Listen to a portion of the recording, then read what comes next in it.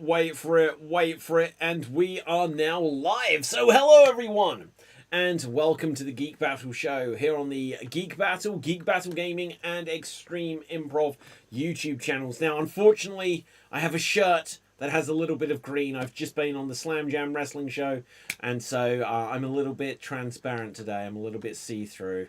Can't deny it. Now, we're going to be discussing all kinds of things, including new Star Wars, new Marvel, and some video game stuff, all kinds of stuff, and so much more after the intro.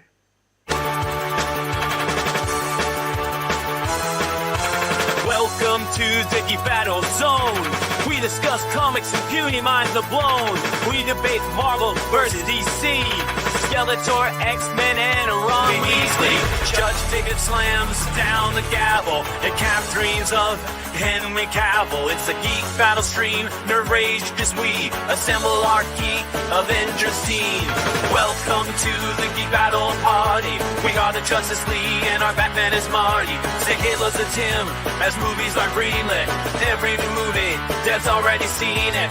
Xbox, Star Wars, and Star Riders. He-Man, Star Trek, and David loves spiders. We battle as Marvel and Disney loves Blink, and we try to crown the Geek of the Week. It's the Geek Battle Show. Welcome to the Geek Battleground, where we use the Force and the One Ring is found. Cap is wrong about Resident Evil 6, and everyone watch out, cause oh shit is sick. Gerald and Tim and Diz will try to win at the Geek Battle quiz. David and Dave will confuse their crew as they dive in the TARDIS of Doctor Who.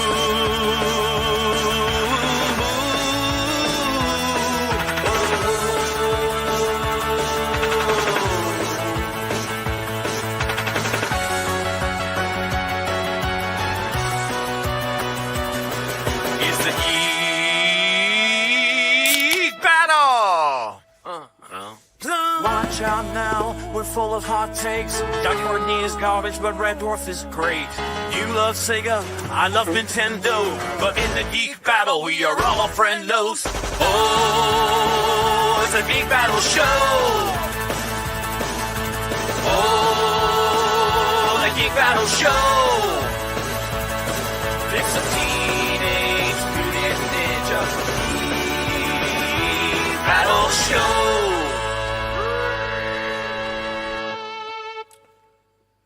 And welcome to Geek Battle. So my name is David Postansky, and this is Geek Battle. There should be some more joining me. I believe inside there will be, but either way, we're going to be discussing lots of stuff. So you can be discussing it with me. Let me know in the chat what is on your mind within the world of movies, TV shows, video games, and such like. And yeah, it'll be good to get into it all. Now, something I've just seen, I'm going to bring this up here for you to check out what I was seeing here. Apparently, there's like a new trailer or what have you for Toy Story. Toy Story 5, the first trailer has been released. Here comes Capple Fave! Someone said Toy Story. I did. The first trailer for Toy Story 5 has been released. I've got a tight schedule of shows, Cap. So with Slam Jam, with this, I have just gone live. I have believed in my heart that others would show up. So I think Dev is on his way. You are summoning us. Yes, Dev, I believe, is on his way. We'll see who else joins. But yeah, I was getting going. And so we can backpedal a little bit. But apparently here, if I Toy Story's a good start. Yeah, Toy Story's a good start. Apparently, Woody is going to be bald because he is old now.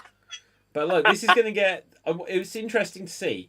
Last week, we had on the Spider-Man Noir trailer. Yeah. And not only did it mean that they took down Geek Battle, so you couldn't see it. I had to edit that portion of the show out so that you could actually watch it, even though I'd got the force field up. So being able to detect these force fields is getting more and more.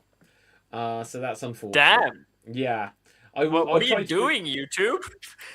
Yeah, it's a little bit annoying because other channels react to stuff, and I just don't know what the formula is to be able to have it. So I don't know how they do it. I don't know how they do it live, but for my videos so far, now that I'm monetized, I do have to think about like a lot of the stuff.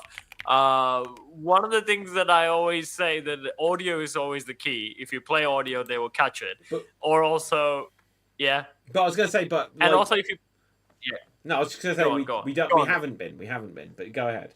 Yeah. The other thing is playing it at a different speed. So if you fast forward it while you play those clips, that usually helps. And then sometimes if you put a filter on it, that also helps as well. But there's no guarantee. Okay. Well, let's bring up a filter. Let's bring up a heavy filter. So, that's not a filter. That's the Geek of the Week sign, which I never remember to use. That's okay. This is. I just noticed that when we become the Geek of the Week, there's Golem there welcoming us. Yeah, it's true. Okay, so this should be muted. So we've got Forky there, and there's a Mrs. Forky, and oh no, there's Jessie. Oh wait, yeah, because didn't like at the end of the last one, Woody stayed with Bo Peep. Yeah, they're not together anymore. Wow. Hey, the saddest thing about the Toy Story 4 movie is not just Woody leaving, is that for me, like, they turned Buzz into an idiot. They after the first movie, I think they made Buzz pretty useless. He wasn't. No, in the second film, he was the protagonist. He was the one who was searching for Woody. No, but they made him speak Spanish for half the film, didn't they?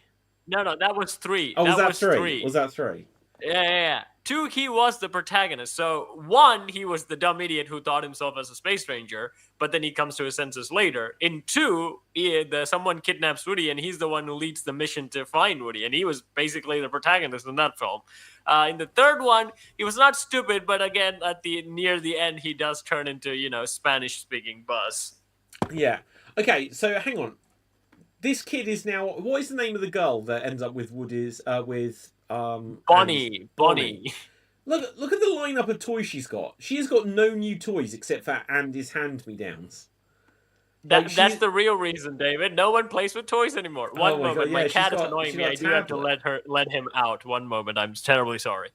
Yeah. Okay. So she definitely has aged a bit, but yeah, she's still got Woody's Roundup toys, Buzz Lightyear. Oh my god, those other girls did not like that she'd got. Oh shit! What have I done? Go away. Right. Sorry, made that a bit too big. I think this will be a very smart storyline, but I'm pretty sure it's gonna be not that entertaining. Oh, what? So Buzz is still out. Sorry, not Buzz. Woody is still out there, just like checking in on his side chick, and it's like, hang on, Jesse, Bo Peep is listening.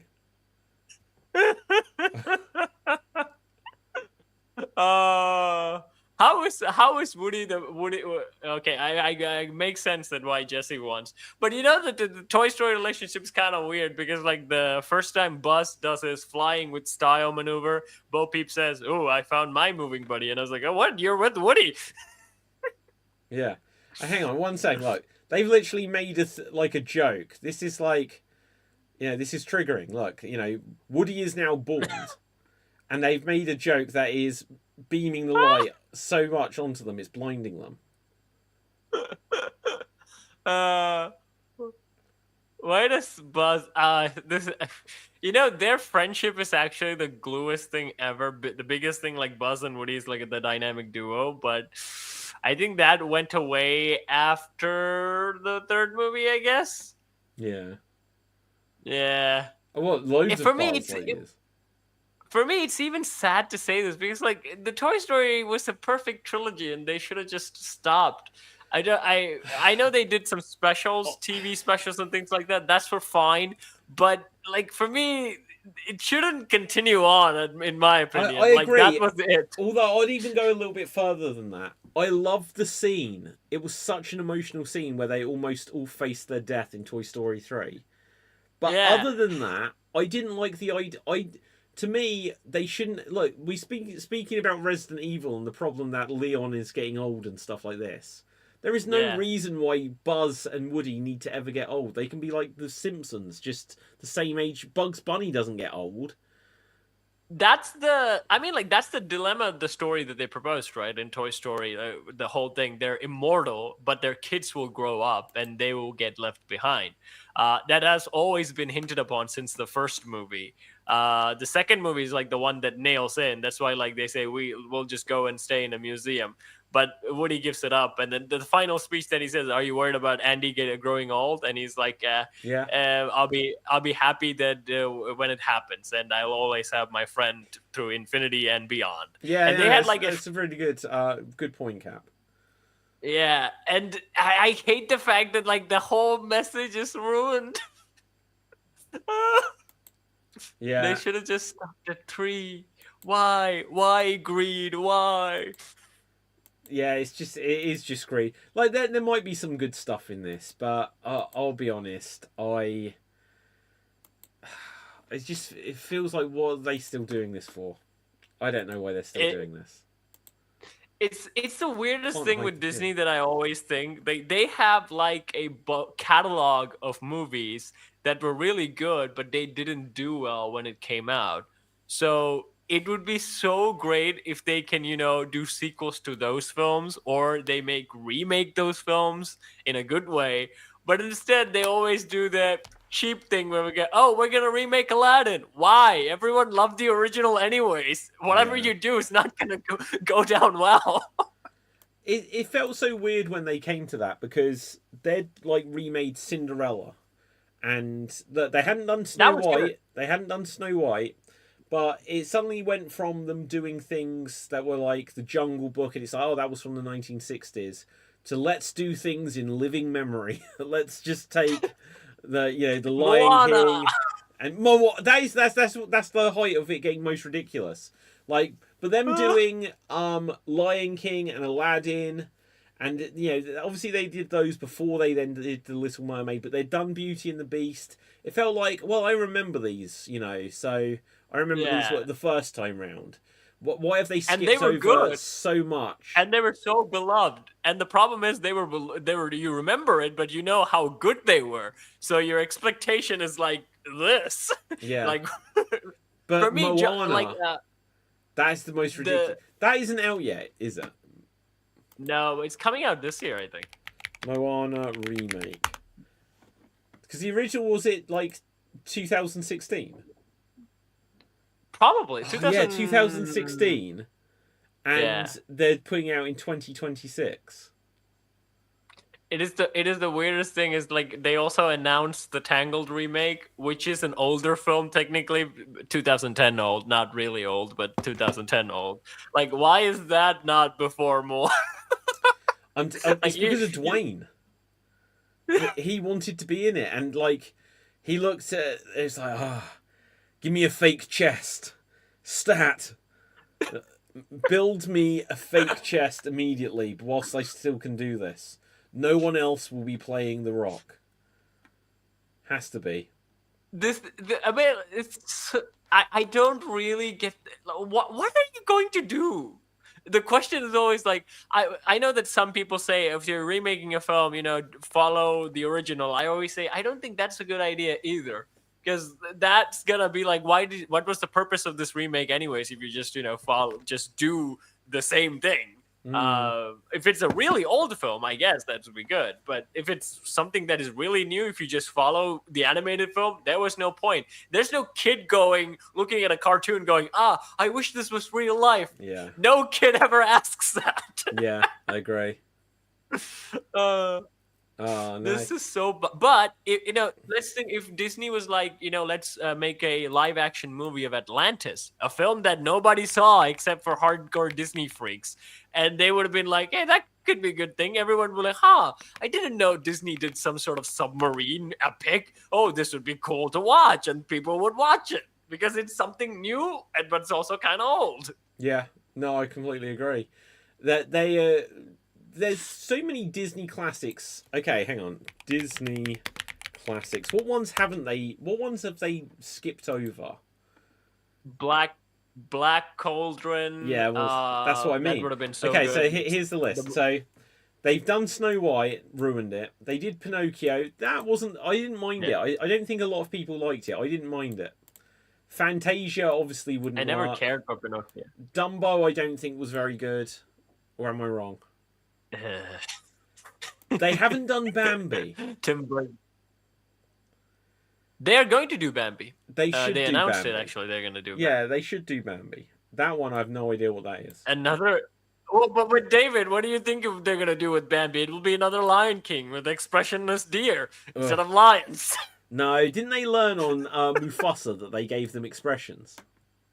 It didn't help. Oh, God. I mean, it helped a little bit, but still it didn't help. I don't know what any of these films are. Fun and fancy free. Wow, it's just like a Mickey Mouse show. Right, okay. And then Cinderella they've done. Alice in Wonderland they haven't done. See, they done. Tim Burton. Oh yeah, I don't count. Tim Burton did it. But that isn't a remake, is it? It's just a different version. That is one of the coolest things I will say, because it didn't follow like the original. They did their own thing with it, and it was actually really good. And I enjoyed the first one. I think they should I think that one they could actually do a Disney remake, but Peter Pan they've not done. Although, see, there's other versions of Peter Pan. Lady and the Tramp they did do, and I didn't mind that with the real dogs. No, Sleeping Beauty. I don't like Tramp being a small dog. Tramp should be a big dog. Now, this is where they did Maleficent, right? Sleeping Beauty. 101 Dalmatians they've done, and they did Cruella. Sword in the Stone, do people really want that? Yeah, I think that would be... Like King Arthur. It's actually King Arthur. You don't need to remake the whole movie. You can just do a story of King Arthur and just call it Sword of the Stone Part 2 or Sword of the Stone Alone, and just do a King Arthur movie. Yeah, I agree. One of the biggest crimes when it comes to Maleficent, when Maleficent 1 came out, I didn't really mind it because like they did a villain-focused story, and I was like, yeah, that's fine, showing like mom's love over like true love's first. Then Philip, they didn't talk much, so I was like, that's fine. And then 2 came out, and Philip is in that movie, and here's the thing, if they have done this to any sort of prince, I'd be fine, because Sleeping Beauty Prince Philip is the original dragon-slaying prince. If you remember the old film, he's like the first guy to actually save a princess by slaying a dragon. No other prince has done that in the story yet. He's the first guy who did it. That man's an absolute beast. Wow. And in the Maleficent movie, he has bupkis. Yeah. He just proposes to Sleeping Beauty, and then his entire gimmick is him proposing a peace between Maleficent's dark fairy race, and he basically does nothing in that movie, and it just fumed me to bed, because like Philip was the dragon slaying prince, guys. Do something with him. Aww. Okay, so look, you're up to like 1970. They could do an Aristocats, but I think they'd have to give that such a I don't think people look back on that so fondly. I think it's one that people have heard of but don't care about. Robin Hood, I think they'd need to change the characterization of almost all the characters. I think it works. I think Robin Hood can still work. Because again, it's old, and you just need to update the animation. I feel like it will be a little bit harder to maintain. They've got these kind of old school posh voices. That's the hardest thing to mimic, I say, in current day, I would say. That. But that has a charm to it. No, I'd get rid of that. This is where I would honestly not mind them bringing in Star-Lord just to do a voice. just change it from the original. I don't mind if it's Chris Pratt again. Yeah, but David, would you rather have like the Robin Hood, like you can't play scenes, you'll get copyright strike, but there's like scene with Robin Hood when he's about to be executed. Again, this is a fun Robin Hood fun film, but then suddenly it gets all tragic, and he's like with that posh British accent, he goes like, "I love you, Maid Marian, and I always will." And it's like, oh, like, why am I feeling towards this fun movie? It's like suddenly somber, and it is the accent, I would say. I think a lot of the stuff they just need to bring back. I prefer like if they do it like a very much classic medieval accenty things, because like there are some movies where you don't need to do that, but I much like to prefer some Shakespearean stuff. It's kind of fun to see that. That's an interesting point of view, because to me, that on the Robin Hood one makes it feel really inaccessible to kids. And then another one that I feel similar about is The Great Mouse Detective. So, because they literally do an impression of Basil Rathbone as Sherlock Holmes. Yeah. And I just feel like that doesn't sound like a cartoon character to me. Well, they had Winston Price in it, and that was the starring of that whole film, I would say, him as a villain. I don't know why we forget his villain character, but Winston Price played Radican in that film, and it was just awesome. Vincent Price actually has an amazing voice. So I'll give you... Yeah, but that's different. Yeah. That's a villain. So you always... Look at... Yeah. Look at Scar, look at Hades. You want someone that's got like an interesting voice for the villain. But then when you've got someone that sounds like too upper class or too serious for a hero in a cartoon, I think I struggle with. I think you can still do it. I think that's the problem, David. They've been doing underdog stories to death now that I'm annoyed of that. Like, that's one of the things I actually hated when they made, like, Mufasa like an orphan underdog story. It's like, why? Why do you need to do that? He's voiced by James Earl Jones. His name literally means wise king. So just make him fucking bloody loyalty. Okay, so that's a good point, because I haven't seen Mufasa. What does his voice sound like as a young lion? Not James Earl Jones. Oh. It's voiced by a guy. It's a new actor. Teenager. Like, this is the problem. It's like, Luke, I am your father. Like, what did he sound like? Did he come out of the womb sounding like that? How does someone develop that kind of voice? Bustling. Wait, how did Keith David sound in the Thing? Keith David in The Thing? Yeah, he's the last survivor. Yeah. Like, but why? Was he the same? What does his voice sound like now? Because he also has like one of those, gravitas voices, and he has often portrayed cartoon characters with that like gravitas voice. And that Thing is the only film I remember him being young.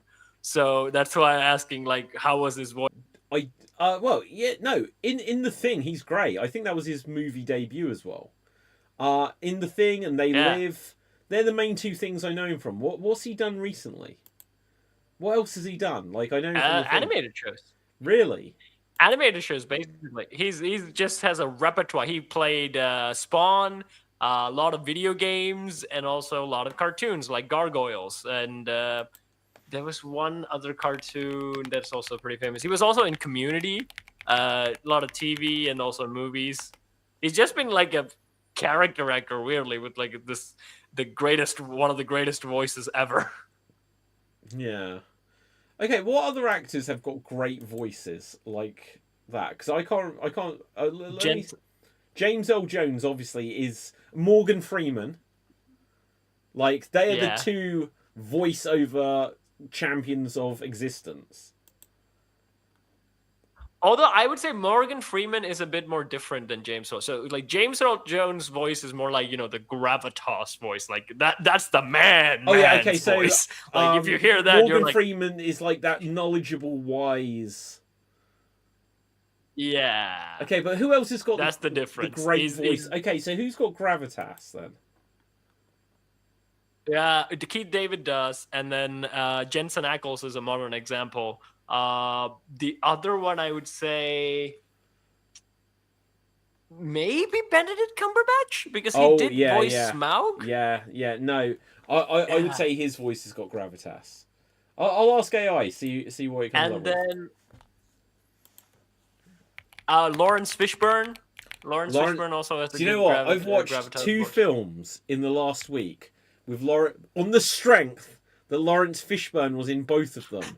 And they were both terrible films. And he was barely in either of them. I think Lawrence Fishburne is in the phase of his career where he's like, you can put me into that movie because it'll get it greenlit. So they've got like a name star in it. I'm only going to turn up for 3 days on set. because twice, 2 days in a row, I'd literally need to look them up to tell you what they are. Lawrence Fishburne. I'll tell you what these films are, because they are both definitely recent that he's done. And he turns up, he does his thing. His acting's still good, but it's like, but the films were terrible. Yeah. One of them was called Astronaut. Have you seen it? I think it's no, Kate Mara. Yeah. And then oh god, he's got a whole page of credits. Let's have a look. See, Lawrence. He was in The Witcher. He was in the terrible season of The Witcher as Regis, and everyone's like, "What the heck?" Okay. There was another film. Here's the thing: Lawrence Fishburne's a great actor, but the character they gave him was Regis, and I was like, "Huh? I get the voice, but the look doesn't fit a vampire at all." Yeah. Okay. He's like the Regis in the. Yeah, there you go. No, you go. No, Regis in the Witcher games is like a very slender person with like a front bald head because he's been off blood for years. But he has that wise voice to him, but not in sense gravitas, but wise voice to him. But when they put Lawrence Fishburne with like a hairdo, and I was like, "What the heck are you doing, Witcher?" Oh, Grok was unable to reply. This is why I should use Copilot. Okay, but anyway, so very quickly, whilst I try to get AI to tell me some actors with gravitas. So these are 2 films I saw this week. The Astronaut. So Kate Mara, Lawrence Fishburne. I'm like, okay, sign me up. Let's see what this is going to be like. And do you mind a spoiler for this? This is a film that is not worth watching. I don't care. Okay, good. So I don't care. The beginning of this film, she is an astronaut and she has crash landed back to Earth, and there is a hole in the side of her like shuttle in the pod that she's come down in, and her mask is like damaged, and it's like she's barely alive and she's in hospital. And then when she's in hospital, there's like a pen or something, and she points at it, and it floats on its own, and that doesn't get mentioned to anyone the entire film. And then, oh no, I can't hear you, David. Oh shit! Sorry. As I put down the pen, so I not the mic.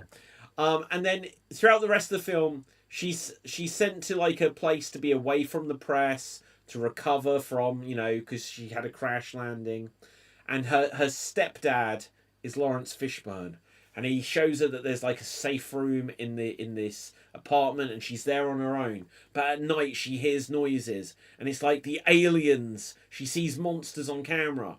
And then at the end, it turns out that she is an alien. And she's got this weird bruising, and she just turns into this weird mutant alien. And her and her fella, who are separated, they've got an adopted daughter. And Lawrence Fishburne, because obviously Kate Mara is a white woman, he adopted her, right? And she adopted someone.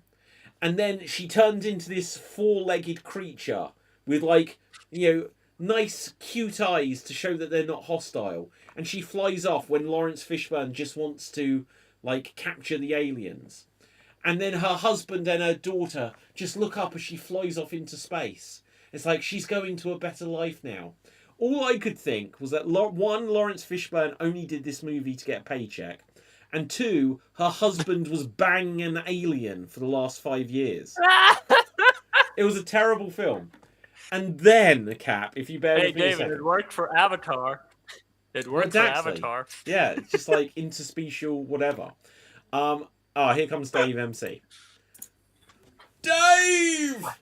Hello, humans. Hello. Oh, do you know what? That is very apt. I was just saying about a terrible Kate Mara, Lawrence Fishburne film about aliens. Was that The Astronaut? Have you seen it? Wait, that movie? Yeah. No. Oh. I just heard you guys talking about it. Oh, it is dog shit. Right, okay, so we were talking about actors with great gravitas in their voice. And right. Lawrence Fishburne came up, and I said that in the last week I've seen 2 films on the strength that Lawrence Fishburne was in both. Because I'm like, yeah, Morpheus, baby, let's go. And they were both terrible. Right. The second one was called Cellar Door. So this time you've got Jordana Brewster. Wait. Say the name. Say the name. Cellar Door. Sell it. Okay. Not sell What did you think? a door. It's not about a door being for sale. It's like, good evening, sir. Are you tired of the same door you have? Try my new door. Would you like to I have buy this a door? new door. It Yeah. opens No, sideways. No, I saw the movie Talking, and there's like a big talking, like him inventing languages, and like the word just Celador, he made up a word, and they were discussing. I was like, did someone look at that scene and they made a movie out of it? All right. So that's why I was like, confirming it. Celador. Right. Now, okay. Maybe that's the name of the tavern. The Okay. tavern in what I've got So- my brand on. This is another film which isn't worth Celador. watching. I'm going to give an unfortunate spoiler, but I'll try to avoid like the big twist. Maybe I won't. Right, but anyway. So this couple, Jordana Brewster and Scott Speedman, I don't know who he is. She was in The Faculty, that's where I know her from, but then she was in the Fast and Furious movies. They're trying to have a kid. Right. She has a miscarriage, and there's like, there's problems in their relationship. He's having an affair. And then there's like, we need to buy a new house together and have a fresh start. And they end up going to this house where Lawrence Fishburne sells houses. And he's like, oh, it's been so nice of you to come here. I've only just met you. You must spend the night. Right? And so then they spend the night, and they're literally porking in this spare bedroom. And I'm like, Lawrence Fishburne is definitely filming them. What is going on here? What is this going to be about? Is the movie He's is called narrating the Celador, whole event. right? He's narrating the whole event. And now we see He you thrusts are his the hips one. slowly Right? forward, Yeah. backwards. Yeah. Lawrence Fishburne, what are you doing? She's starting I to make believe. adult films with great narration. Yeah, exactly. Right, but anyway, so they get up in the morning, they go downstairs, and they're like, Lawrence, where are you? Whatever his character is called. And they find that he narrates with his great gravitas voice. And he's like, Never before have I met a couple so enchanting. And I saw how much you loved this house. You can have it. right, he gives them his house. And it's a mansion. But on the condition that you must never open the cellar door. If you do, the contract will be broken and the house will You will revert. find the tapes. The house will No, revert you will to find the me. tapes. I was like, and again, at this point, I was like, he's whacking off down in the cellar, watching them through his cameras. Like, that's definitely what this story is. And so then, Lawrence Fishburne just isn't in the film again. Ever. At all. He's in one scene where he's like, so you're looking to buy a new house. You should spend the night. Then it's just narration. I'm giving you my house. Don't open the basement door. And so throughout the rest of the film, it turns out, like I said, he was having an affair. The husband was. And he's going to, this woman, the side chick is going to ruin the marriage. And suddenly the side chick goes missing. And then at the end, it turns out that she turned up at the house and Jordana Brewster killed her and put her in the cellar because they tunneled into it in some other way. But you never found out why Lawrence Fishburne didn't want them to go into the basement. So she used the basement for some purpose, but you never found out what his reason was, except in one scene after they've just moved in and they're having a little gathering, in the garden there is just a guy holding like a canister of petrol. Of gasoline, and the dude is like, oh, I'll go speak to him. You got to move along, guy. Go along, go. And then he speaks to him later, and he's saying about just the question of what's in the basement. It gets at you, so now you need to burn it down. And it's like, but why? You never find out what Lawrence Fishburne had got in the basement. It was a terrible film. Morpheus. Just by that, let me Here's down. the thing, David. I was going to Yeah, say, just just by that imagine premise when she alone, put- it's just bloody awful. It just sounds awful. Yeah. Now I tell you what, No, though. think about it, like she putting the body inside the cellar door, and Lawrence Fishburne is there taking naps. Huh? Damn, they opened the door. Shit. Yeah. Like, Okay. you weren't supposed to come down here. But yeah, Shit. the other thing I would have done, if someone gave me a mansion and they said, but you must never open the door, I'd just be like, Dave, Cap, why don't you open that door and see what's down there? And then when I Yeah, find out, yeah, look, I technically didn't you open did. it. Wasn't me. Yeah. Well, what if we open it and we just find past Extreme Improv members? Like, what the fuck? We found Shaggy! Yeah. Fantastic. And then David goes, "In you go." In and then you shoves go, David in. boys. Yeah, you two go in there now. Yeah. Yeah. I'll bring you out for Revenge of the Werewolf. Go! He's not coming back. Do you remember Goosebumps though? Had a story called "It Came from the Basement" or whatever. Or "Don't Go in the Basement." Yeah, don't go in the basement. Yeah, right. So I thought it was going to be something like this, where there was going to be something cool down there, but Lawrence Fishburne had no purpose for this basement ever. It was pointless. Anyway, the most interesting thing about that basement that it belonged to Lawrence Fishburne. That's pretty much it. That's the interesting thing about that basement. Yeah, I agree. He's like, "I'm Lawrence Fishburne, bitch. Aren't you excited about the cellar that I have? That's all you need. That's the mystery you need." Coming back to our question that led to this, though. What was the question? What Gravitas. actors have got really good Gravitas. gravitas in their voice? James Earl Jones. James Earl Jones is the ultimate one. Yeah. James Earl Jones, Lawrence Fishburne, Keith David, and Jensen Ackles, modern example. And also I'm going to throw in the guy who voiced Optimus Prime. Oh, Optimus Prime does, 100%. Optimus Prime. Morgan Freeman? Well, that's what I said. But No, that's more of a... That's more of a wise... He's more like David Attenborough is the guy who does your animal documentaries, right? Patrick Stewart. I was just thinking Patrick Stewart. Patrick Stewart is one. Who's Patrick Stewart? Star Trek. That name is... What the fuck? Charles Xavier. Okay. Yeah, Captain Picard. So, any of these Shakespearean actors, you shall not... Ian McKellen, who else has got gravitas? Ian McKellen. I think Dirk Jacobi does. Yeah? The guy from Lord of the Rings, Elrond. Sam, what's his face? Sam Worthing? No, that's not. I don't know his name. Oh, God. Shit! I know who you're talking about, though. God. No, that's his daughter. Weaving. Oh, Hugo Weaving.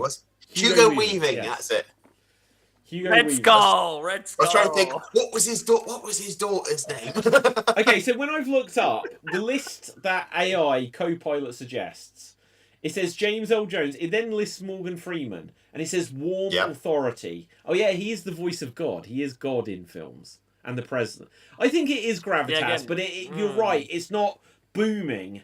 It is warm authority. It's not the...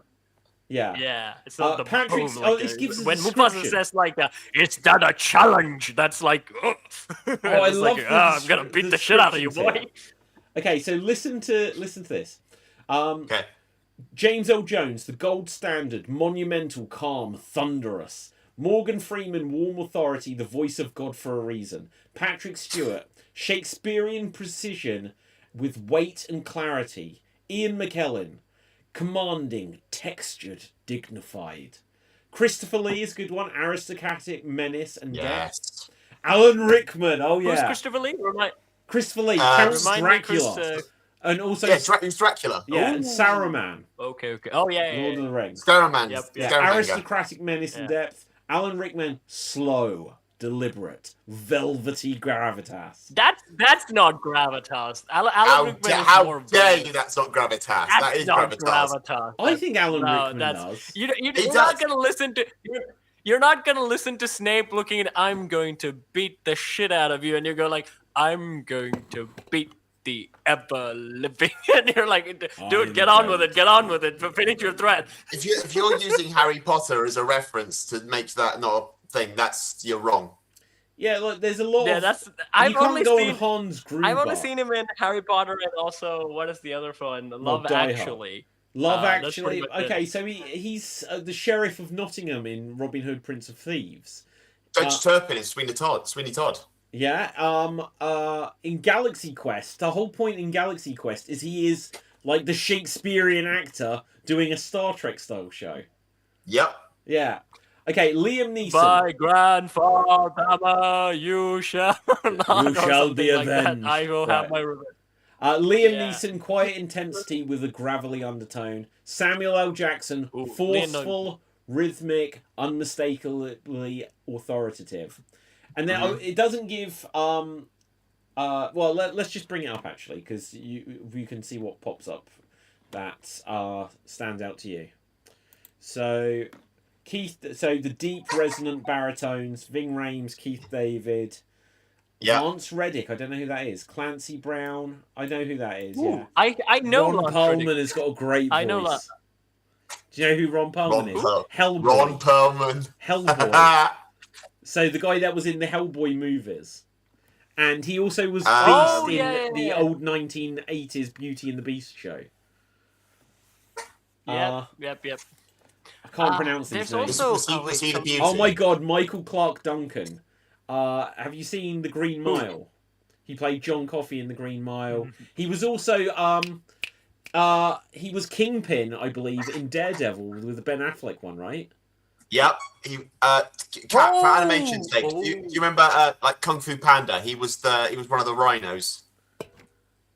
Oh yeah. I do know him. Again, like the Daredevil example is also a good one. He was in a lot of cartoons as well. He voiced a lot of cartoon characters with like absolutely strong voice.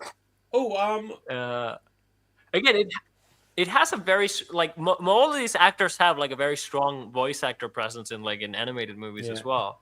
Forrest Whitaker, does he have other a really one good voice?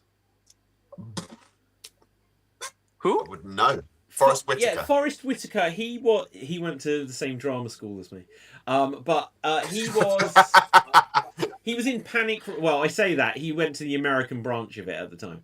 Right? He was in Panic Room. Oh God, was it The Last King of Scotland and stuff like this? No, you'd recognise him. Oh, let's bring it up. Right, so Russell Crowe also has gravitas. I can't take Russell Crowe seriously. Well, after less miserable.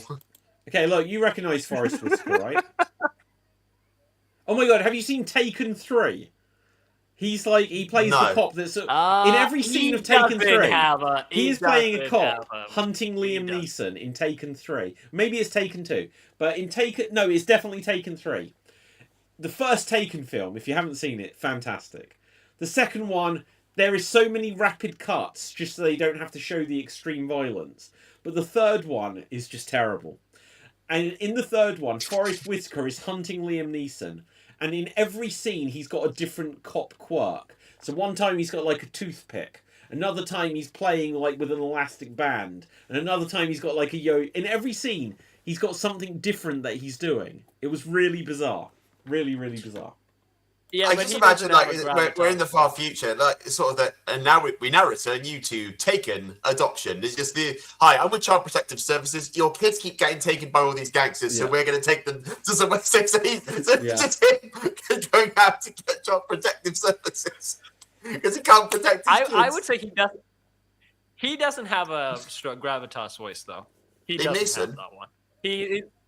No, not Liam Neeson. The guy who's playing with different stuff in every sort of movie scene that he was in, like the cop, because his voice is more graggly. It's not really commanding. It comes. Oh, I know him in the phone booth. I think that's. Forrest Whitaker? Oh, your partner. Yes, 100%. I don't think his voice is quite gravitas in the same way. I'd have to hear his voice. Would you say Anthony Hopkins is? On that one. Is Anthony Hopkins on this list? I didn't see him. Anthony Hopkins, I think Anthony Hopkins worked. He was Odin. Yeah, exactly. And Hannibal Lecter. When you said, but Cannibal is a more of a not less authoritative character. He's more of like a intelligent. Come closer. Yeah, you're right. You're right. Josh Brolin but does. Odin is definitely. Odin. I definitely say J.K. Simmons definitely not using him in Invincible because his Omni-Man is good, but I prefer his voice in Baldur's Gate 3 playing. Okay. No, Baldur's Gate 3 where he plays General Thorm is very, very, very sinister. Yeah. In that one, he's like very sinister, very good. I'll take him wrong. He's good as Omni-Man, but when I heard him as General Thorm, Catherine Thorm, some women here. Kate good. Blanchett, Tilda Swinton. Yeah. Hugh Laurie when he does an American voice. Hugh Laurie when he's playing Dr. House. Oh, but Kelsey. Hugh Laurie when he's being himself, I don't think is quite the gravitas. You know what I mean? Yeah. Not Dr. House doesn't have gravitas either, but Kelsey Grammer does. Kelsey Oh Grammer my is God, the yes. OG Is he narrator on this voice list? in all. Yeah. Is he? He's not. No, he He's- should be. he's- No. Okay, look at this. We're sailing Orson on Welles, Sunday. Charlton Heston, Laurence Olivier, Peter O'Toole. Obviously. Oh my God, Peter O'Toole. I'm 99% certain, unless I'm remembering this wrong. He is in the old, like, 1980s Supergirl movie. Right? I'm sure it's Peter O'Toole.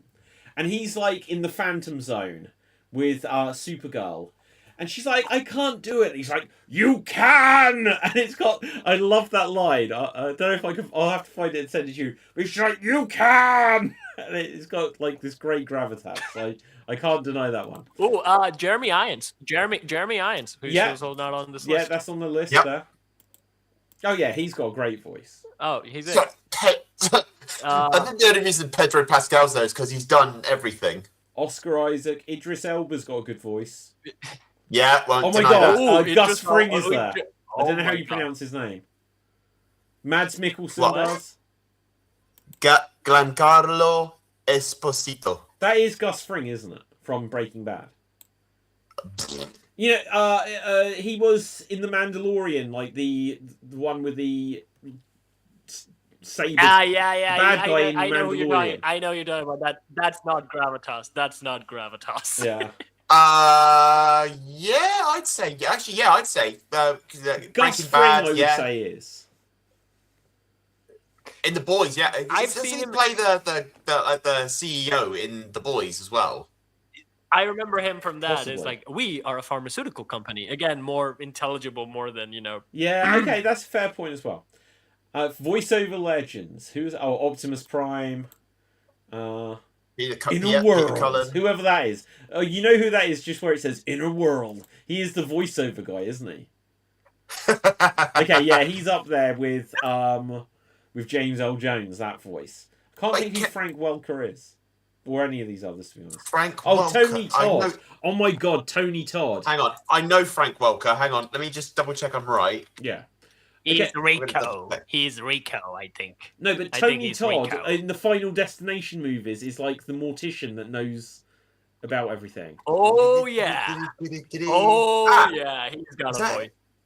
Just briefly quick. He's Where got a is it? voice. Fuck. Answer Jackal, The Bailey's comments, Wonder Dog. Other, I would say. Can you consider who's that guy? Damn it! Why is this? Michael Douglas? Can you consider that? Michael Douglas, is that a gravitas? No, I don't think it is. Because, Michael Douglas, he's more, he's higher, I don't know, he's higher register to me. Although, okay, here's the thing here. You know that Morgan Freeman has more like a narrator wise voice, right? Yeah. That also applies to Val Kilmer because he voiced God in Prince of Egypt, and that was superb. I didn't even know that was Val Kilmer. Then someone pointed out God was voiced by Val Kilmer. I was like, what? That's his voice? Okay, hang on. Now, the last category it's got here, women with immense vocal authority, because the only other women on there, it said Tilda Swinton and Kate Viola Blanchett. Davis? But it's got Yeah, women Kate Blanchett's good. So, Viola Davis, yeah. Imelda Staunton, I've literally seen her live. I can't remember her voice being absolutely commanding.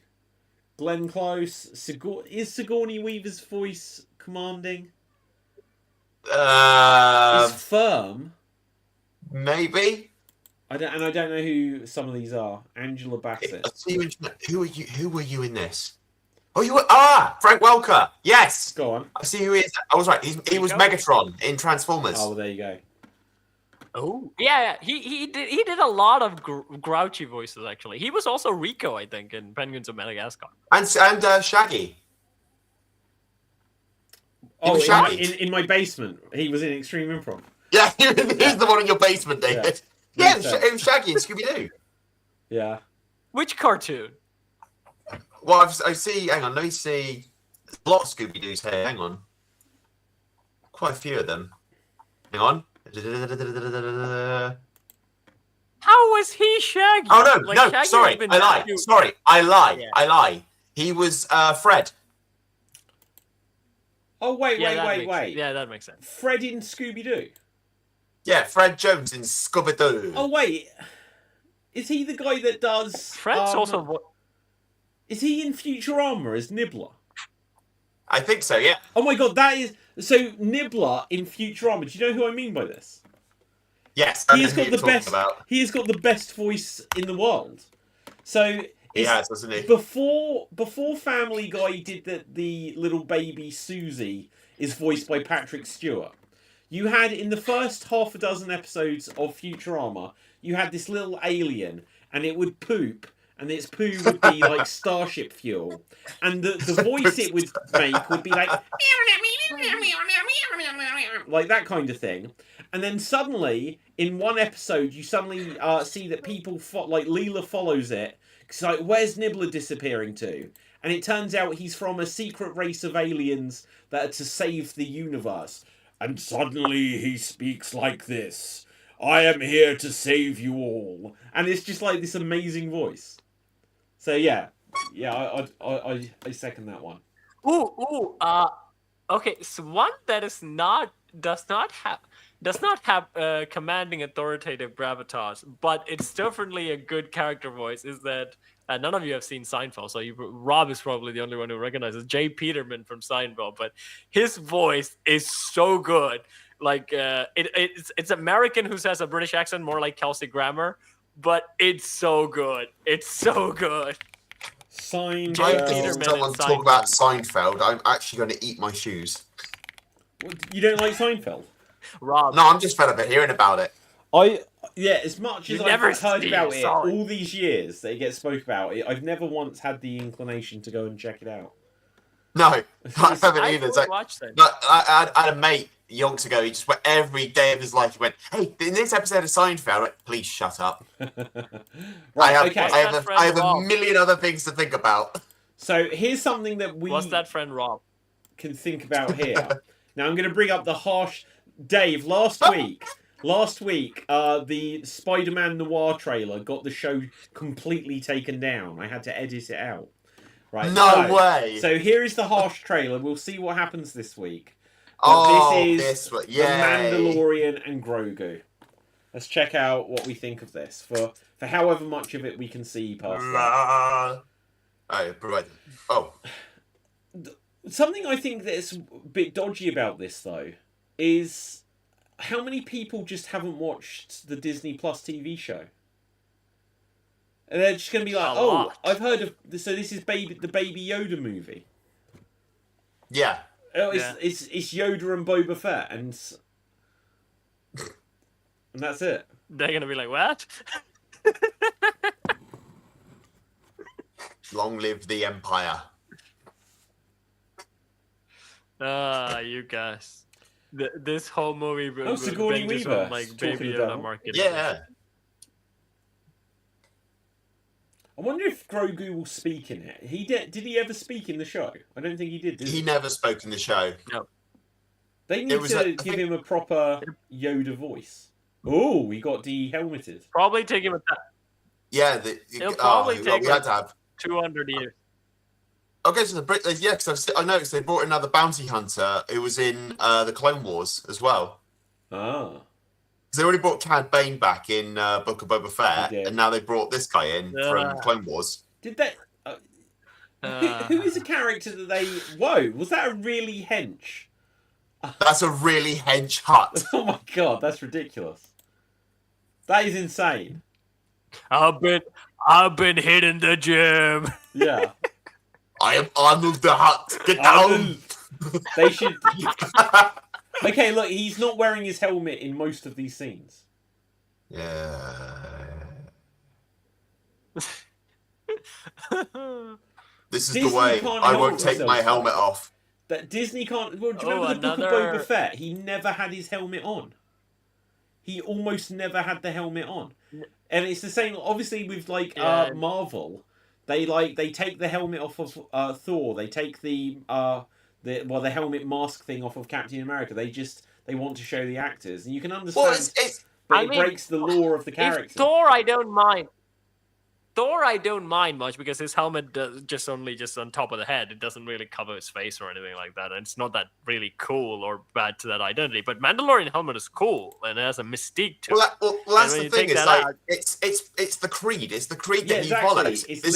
So how are we supposed to feel about it when said, "Oh, I follow this creed. I never take my helmet off whatsoever." And then he immediately takes it off. Well, yeah, exactly. It would just be like if they did a vampire film, and it's just like, oh, he just goes out in the day now. It's just like it would completely break the backstory and history of the characters. I'll give Mandalorian some credit, like the first season where they showed a shot of him when he got the food given to him, and he watched the kid in the playground. When he took his helmet off, we didn't see his face. I mean, yes, we know it's Pedro Pascal kind of under the helmet, but the way they cleverly did it and how it was shot worked. And it wasn't until like the end of the season where they said that when the droid, the assassin droid, said, "I'm not a face. Like you can take it off in front of me." We still should not have seen it. Like we should not have seen it. Yeah. You're saying it should have been Master Chief. You're saying it should have been like Master Chief. Every time he takes off his helmet, the camera cuts away to something else. It makes sense. Like because immerse us in the world of Mando. That he can't take his helmet off, so we can't see his face either. And then that gives the reveal for season 2 when Grogu takes the helmet off. When he takes the helmet off for Grogu, yeah, exactly. There's much more weight and impact to it. Well, okay, I'll tell you what. If they, because that made sense when they did it in that point with Grogu. Yeah. If they were going to then say, well, this is the movie. It should have been a big thing at the end of the movie, and that's it. And if there's going to be some final fight or something where he takes his mask off, whatever. But if they were wanted to tease it in the trailer, it literally should have just been that he's down on the ground and someone goes to remove it and we don't see. Yeah. Because are they banking on people watching this trailer and go, Mr. Fantastic's in it? I love that last... No, it didn't happen. But yeah, it's like Mandalorians take their helmets off. Pretty much 99% of the time. But then if you've got these ones that follow the way and have a creed, follow it to the fucking letter. Don't world break it for us. Yeah. I would say that David, I know one girl who would watch a damn anything for Pedro Pascal, but like that's the only person I can think of. Oh, it's Pedro Pascal. She's the only one I could name, but other than that, I don't know. If these fans exist, they could be. I don't know because I know one. So talking like the trailer, I liked the look of it, but I feel like since we haven't had this is going to be like the first Star Wars movie that we've had since the Rise of Skywalker. Yeah. And I feel like I liked it, but I felt no hype for it. Do you know what I mean? Yeah. I think it died. So here's the thing. First season comes out. Second season comes out where he gives up Grogu. Then it should have been a movie. But they didn't. It should have just been at the end of it. Takes it off. And it's just... So God, you were saying... Yeah, so they did first season, I think, which was brilliant. Second season, he gives up Grogu. Third should have been the movie, but instead they didn't do it. They did the Book of Boba Fett, and they also did the season as well. I already lost interest by that point because I didn't really care afterwards. Sorry. When you say Book of Boba Fett, do you mean Mando 0.5? Yeah, exactly. That's what I said. That show killed my interest in season 3, basically. Yeah. Because they undid everything in Book of Boba Fett. Yeah. It killed everything that they built by Mandalorian. Just again, I hated Boba Fett a lot because in that series, someone tries to kill him. He doesn't beat them, but somehow his followers come and save him. And he's like, no hard feelings. It's just business. What? Is that that guy, Dave. He lost all cool. It's my Boba Fett. Yeah. Well, okay, I got one isn't it so weird that Star Wars and Marvel Funkos have to be bobbleheads, otherwise they couldn't sell them? Well, not all of them are, but because the Disney one I've got for Captain Hook doesn't have a bobblehead. No. Captain Hook is I mean Star Wars and Marvel Funkos have to be bobbleheads. Did you know this? That's the way. 'Cause now Oh, that- shit! yeah. No. Now that you've said that. Yeah. Oh, shit. I think there are one or two exceptions where they're very specific characters where you can't kind of make them a bobblehead. Like BB-8 or something, maybe, right? But otherwise, the reason is that they had got license agreements with other toy makers, where it's like these count as action figures, but bobbleheads fell. It's like that weird situation where Doritos don't count as crisps or potato chips because they're corn snacks. Have you heard about that one? There's some weird exceptions in big brands where they have to do weird stuff to get away with. But anyway, I digress. There's a league. Recently, I watched a stand, which I'm not gonna repeat here because there's a stand-up video I thought, which was really funny. It's technically, well, I don't even shouldn't say this. I'll say this after the show, actually. Okay. But it's really funny. But it's also a law technicality, which is really funny in a real world scenario. Okay, so there's a couple of things I want to get people's reactions on here, just very quickly. So first of all, Cap, I need to get your reaction to these pictures of Brendan Fraser, just to see how you feel about your hero.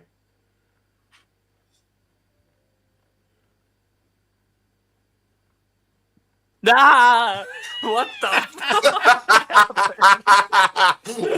Was there a delayed reaction on that? There was. I thought it froze for a moment, but the reaction still came through on time. What? Oh my god! So What he's did they playing do to my Dwight boy? Eisenhower. So kind of look, I guess, what they can. What's the betting that would my just be boy. Rick in this new Mummy film that they've got coming out? Yeah, there you go. Put a wig on. No, don't put a wig on. Look at the baldness. Watch the shine. Yeah. Good. Ah! It's too My shiny. eyes. Is it the nukes going off? No, it's just Dr. Eisenhower. He's just come around the corner. Ding! Okay, and then this is Oh, you apparently don't know from... this thing. We watched the Toy Story trailer, and then Woody's now Oh, yeah, this is bald. what I He has a mean. bald spot in his. Oh! No, I just don't say it. I haven't seen it yet. What? I haven't seen it yet. The trailer for Toy Story 5. Doing! What the fuck is it? He's balding. Look at this. Why is he wearing a cape? Well, you'll see. Or is it supposed to be? Or is it supposed to be like a Red Dead poncho that he's wearing? Yeah, it is. It literally is. He just found what? He just found a snot rag somewhere and was just like, you know what? I'm gonna wear this. Yeah. I'm gonna look cool. I think that's pretty much What's it. that stain on there? We don't ask about the stain. Oh dear. Dear, oh dear. Everyone's going bald. You'll be going bald soon, Cap. See, I literally do not have hair. I wish I did, but I don't. So, It's the weirdest thing, David. You have told us this repeatedly, but I always picture you with hair. Well, of course. If I remove the helmet, a mental image in my head is with you with hair. just I always flowing. pictured him taller, but he's not. Yeah, but no. But this is where I'll take my shots at Woody and Brendan Fraser, because now I'm in the club where I'm allowed to. It's like this is Suddenly, all the bald actors seems to be the coolest people around. No, Vin Diesel, I'm like, The Rock, you yeah. freak, right? Yeah, you got. Instead of joining the club. Vin Diesel, you love The Rock. Now see Bald Woody. Bald Woody. Now, something else though. No, go on. What you go? What? I was gonna say that should be someone's stage name. Bald Woody. Bold Woody. Yeah. Now starring Bold Woody. Now, this is from a Spider-Man Superman comic crossover. What the fuck? Now, my biggest thought is, why does Superman need Spider-Man at all? He doesn't. But this is a genuine he doesn't. thing. I mean, could have been a crossover event, right? Yeah, they did a crossover event a couple of days ago. Yeah, like a massive crossover event with the Absolute series that DC's been doing. Yeah, there you go. This is Absolute. Oh yeah, right here. Oh yeah. So I was going to say about this. The writer's name is Pornsack. That's an unfortunate name, isn't it? That's probably not how you say it. His name is Pornsack. You're. Hey, what you got there? Oh, it's just my porn sack. You know what I mean? Porn sack penis shot. Yeah. Porn sack. So the Absolute, like they did in the Absolute ones, they had Homelander versus Superman. Oh wow! And who won? And that? Pardon? Who won? No, doesn't Superman just stomp him? Would you like to know who won? Yeah. If you say Homelander, I'm gonna yell bullshit. Nobody. Why? So the reason they did it is because the whole world is falling apart, and the only way that they can fix it is if they create enough energy fighting other superheroes to charge the world builder's hammer, the world forger's hammer. So they send all the heroes that are alive to fight these different beings. So you got like Wonder Woman fighting Red Sonja, you got the Joker fighting Annabelle, all these different characters. You got Superman and Homelander. Wait, so, Annabelle the doll. Annabelle the doll. I am not. Trust me, this is too stupid to make up. So Superman goes into the world of the boys and he finds Homelander and they start fighting.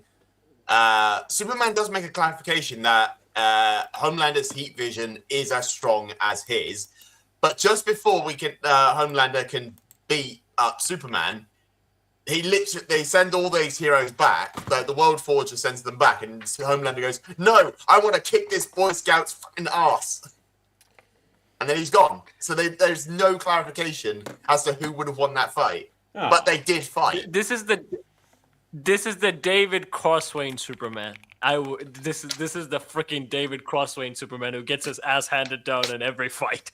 That's why he didn't stop. Because Homelander did punch him, but then Superman just uppercutted him from underground and kind of made him bleed. Yeah. Yeah. So the two can go toe to toe with each other, but I was more interested in the fact that the Joker was fighting Annabelle. To be fair, that's a much more of an interesting matchup. No, yeah, because you had a Bat. Was it Batgirl or Hunt? No, it's Batwoman. She was fighting Sabrina the Teenage Witch. Too stupid to make up. Yeah, here's the thing. With Wonder Woman fighting Red Sonja, right? The only way Red Sonja has stand a chance if Wonder Woman doesn't use her powers. Red Sonja is just Conan the Barbarian, but a girl. She doesn't have like super strength or anything like that. Okay, so I was like, how does that match even work? It did work, and technically Red Sonja was a Marvel character. So technically Wonder Woman did step into the Marvel universe. Did Red Sonja have powers in the Marvel universe? No, because it's the word of Conan the Barbarian. And think about it, it's an Amazon fighter fighting a barbarian big-ass woman fighter. Yeah. Yeah. But Wonder Woman lives... It makes more fucking sense than Batwoman fighting Sabrina the Teenage fucking Witch. Dave, like, Wonder Woman lifts a ship. Red Sonja bicep curls. There's a big difference. Like, I can lift a helicarrier. Oh, I can bench 220. Fine. How does that work? Don't ask. I gave you the reason why they fought. They had to charge enough energy for the World Forger to charge his fucking hammer to fix everything. So if this fight was real, right? Like Superman and Wonder Woman in particular. So Superman goes, just keep punching me, and he's just like taking a massage from Homelander. Well, Red Sonja and Wonder Woman's also doing the same. Okay, right here. Okay, that's how we keep this up for a while. Is it charged yet? Okay, bye. This is what they need to do. But the Joker and the Annabelle one could be interesting. That was funny. That was just funny. And he actually makes a comment like the doll does move, and he literally because I think at that point Sonya and Wonder Woman like burst in because the worlds are falling together, and Joker turns to them and he says,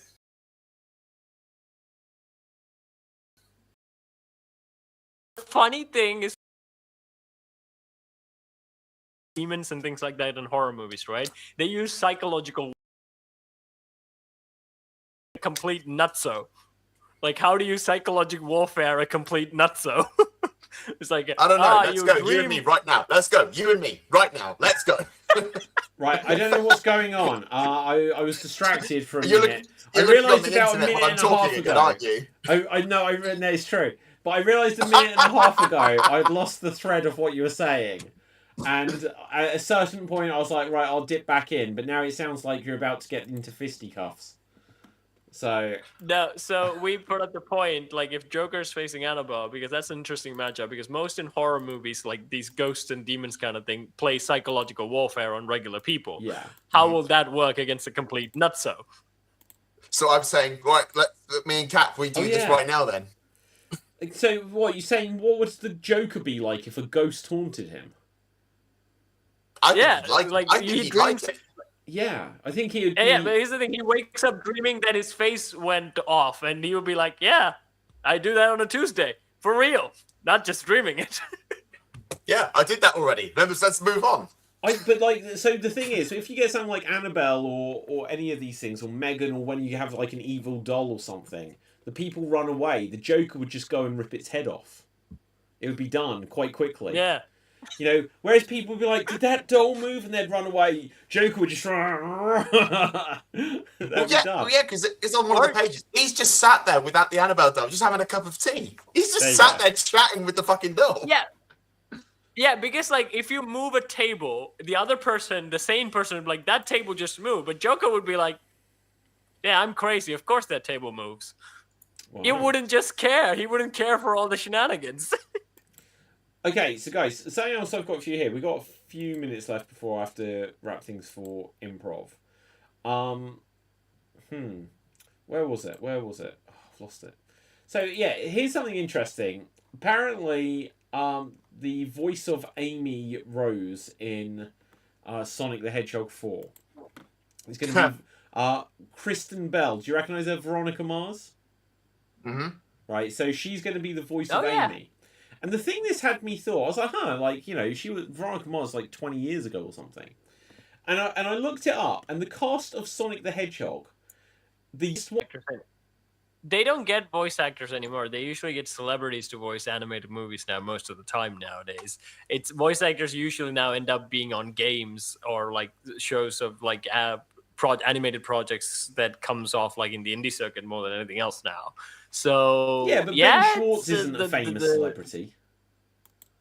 Could you imagine, like, if we're like sometime in the future we got like a Sonic 10 or something, and Ben Schwartz is still giving us like the hype, young enthusiasm of Sonic, and then Idris Elba's just going, "Where's the matter?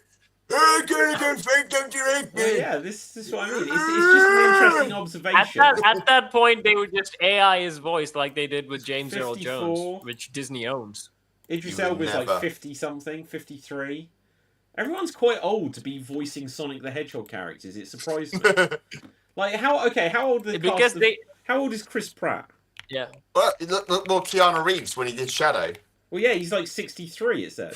Yeah, Shadow is 63 years old. They have Idris Elba as Knuckles. That's the first of weird. I even made it when that movie came out. I was like, oh my god. Knuckles is the manliest character in the movie that came out this year because it was fucking voiced by Idris Elba. Okay, but like Sonic to me feels like a teenager. Like, I don't know how he is. Mario, I would he's take... meant to be 16. Okay, well there you go. So Chris Pratt is 46, and so even if you take a couple of years off of when he first voiced Mario, and he's completely wrong for it, but he's like Mario seems like he's in his mid-40s. Princess Peach, voiced by, she's 29. You know, she could be a little bit younger for that character. Charlie She's Day older than me. is She's older 50. than They've me. got 50-year-old being Luigi. Jack Black Cat, is get Bowser. in He your can be pants. any age. 56. They get... Okay, the guy playing Toad is 54. Although, actually, Keegan Michael Key... I didn't know that actor's name. He's really funny. He is really funny. I like him.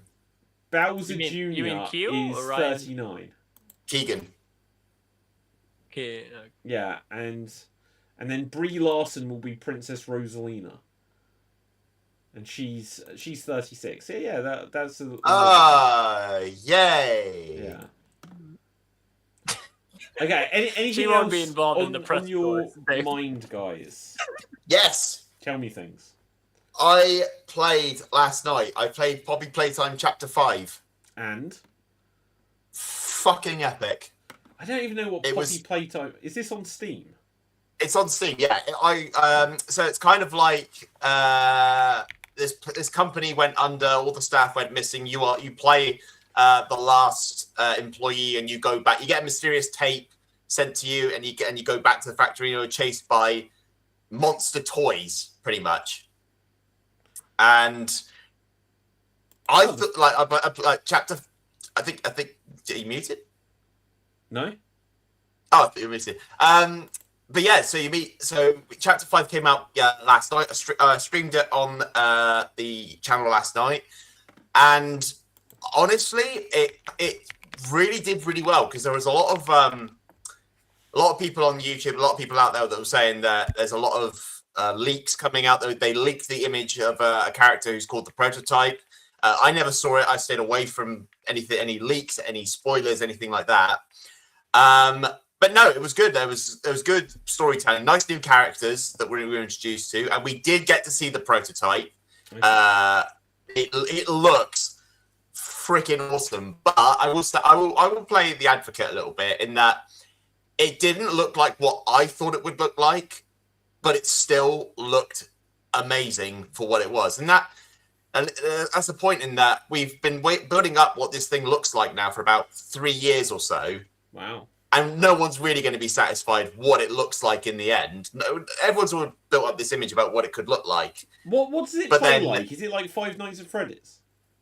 No. So as you move around, you get this thing called a grab pack, and you use these hands to interact with the world. I mean, you can press on keyboard, and that you press the E button to interact, but you can use the grab pack to do things. And then in chapter 3, they kind of expand the grab pack a bit more, so you get different types of hands. So you get like a pressure hand to jump higher, a flare gun, and all these sort of things for it. But each chapter is different as well. So like the first one is just walk in, get chased by the monster. 2, you do a bit more puzzle solving. 3 is really more puzzle solving. 4 expands the story a lot more, and it's really good. I recommend it to anybody, really. Okay, so what I've just found out is, 1, the first one is free on Steam. Yep. And 2, according to How Long to Beat, the first one only takes 53 minutes to beat. Mm-hmm. Okay, I can get into this. The second one apparently takes 2.5 hours. After It does. that, the third one and the fourth one both say 5 hours. But if the fifth one's only just come out, it doesn't have a time. So how long did you finish 5? I did finish 5. I finished it in 4 hours. Okay. But that's because I was expertly using my expert puzzle solving skills to break the game and break the door. Because I found this out later, is that I was just pressing buttons on one of these keypads, and it just went like boop beep. So I was like, oh. So I pressed the right button the first time, and then I just used the sound. And then later, I was supposed to do this part of the puzzle, so I would go back and do the other bit, and it showed me the code anyway. I was like, oh, well, I already figured out the puzzle. I already figured out the door code, so yay! That's cool. Yeah, David, check out how long will it take? How long will it take to finish Detroit Becoming Human? That's 9 hours, isn't it? Detroit, what's it called? Detroit Become Human. Detroit Become Human. Yeah, I'd say definitely if anyone wants to play Poppy Playtime, as David said, it's free. Like the first chapter's free. Definitely go and check it out. It is a lot of fun. Oh yeah, okay. Detroit Become Human is 12 hours. I could beat Ocarina of Time in that time. Wait, but so what's the point? Why that one? No, it's just I was like comparing like how would you feel about it considering that most of the games I play, David goes like, it's too long, I can't finish 12. it. So This game you will also. I've heard that Resident Evil 9 is a significantly longer game than past ones. But even then, it's like 18 hours or 19 hours or something. So be it, right? That's fine. Resident Evil was fine. Like with Detroit, the problem is that you got many storyline options. It's not really a fun gaming game. It's more of an interactive storytelling game. So you have like every choice leads to different outcomes. Buy our new game. It's not really a fun game, but yeah, it's not. I thought it was gonna be something like more like detective adventures, like with like Sherlock and Black Sad and things like that. But it wasn't that. It was very story driven. I mean, Danny also played this game and he really enjoyed it because like he got all the endings and things like that. For me, I had a huge problem because this game shifts between characters to the story as you progress through the story. And the problem with that is that you can never play one character to his full motivation if you want all those characters to survive.